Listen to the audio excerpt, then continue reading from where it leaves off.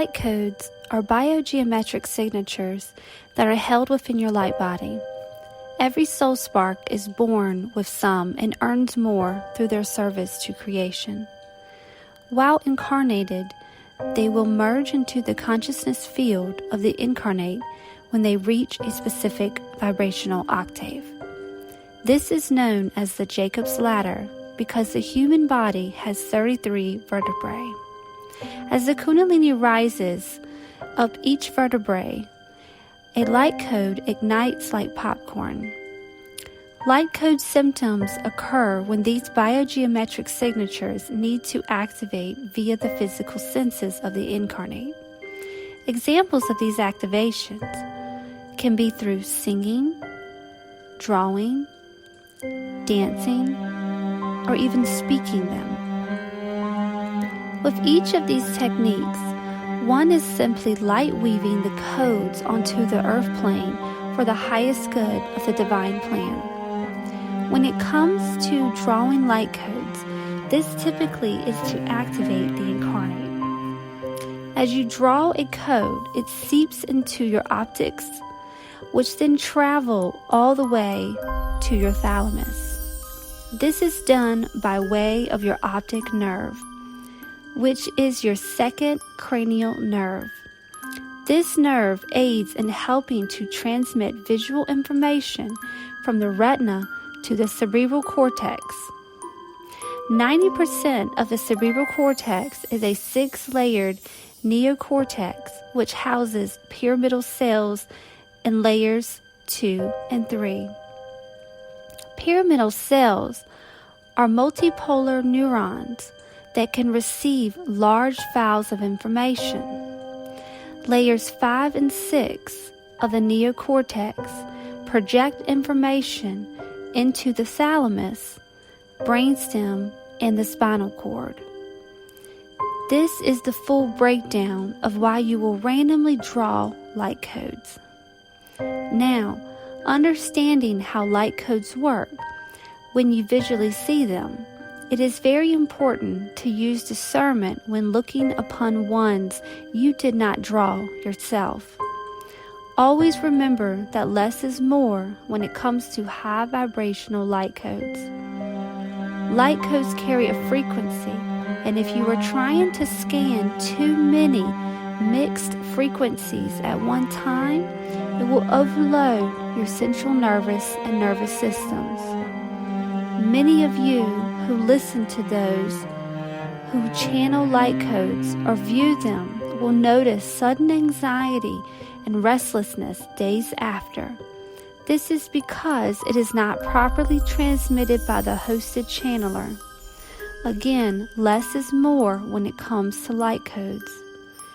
Seraphim codes are very simple because it is what is unseen with the physical eyes and unheard with the physical ears that truly activates at a deep cellular level. The most famous Seraphim code is the Ascension code, known upon this time node as the Metatron Cube.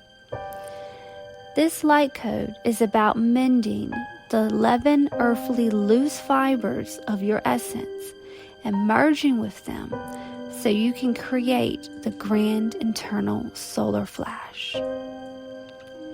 In the lower planes of existence, we all have 12 total aspects that must fully integrate prior to ascending into our higher self.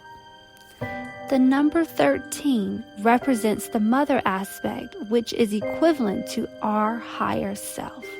It is from our higher self that the lower 12 aspects are birthed, just as from the Mother Divine, 12 dimensional planes of existence were birthed. One of the meanings behind Metatron's cube is this very mending of fibers. The center golden pearl represents your higher self, the number 13. Around it, you have 12 spears, which represent your 12 lower aspects. This golden pearl is connected to your 9th chakra, which is also known as the Mouth of God portal. It is named this because once you connect to your other 11 aspects, it opens that 9th energy center. This energy center is located at the base of your skull.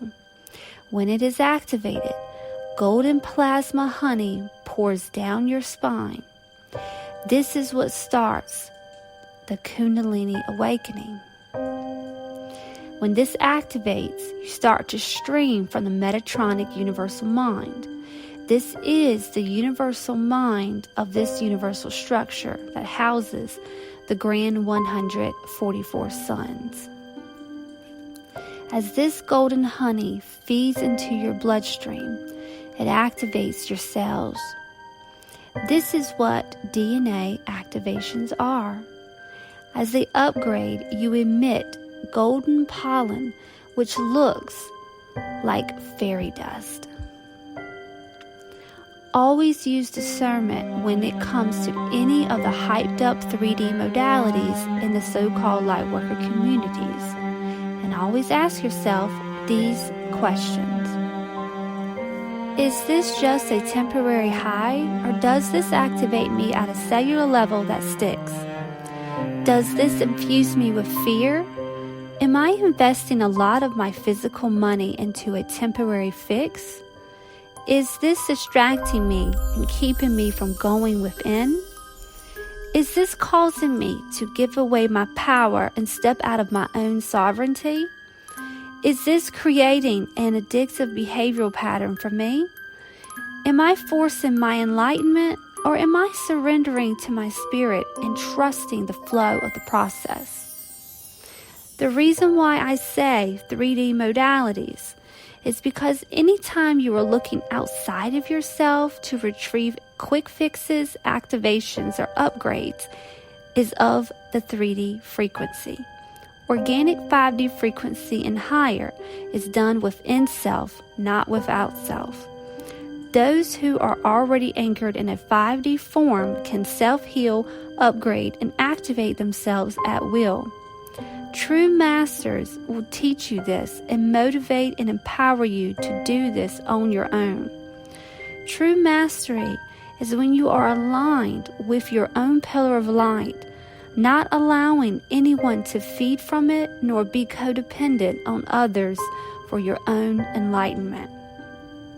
The core wound I see in the collective is that they truly do not know themselves.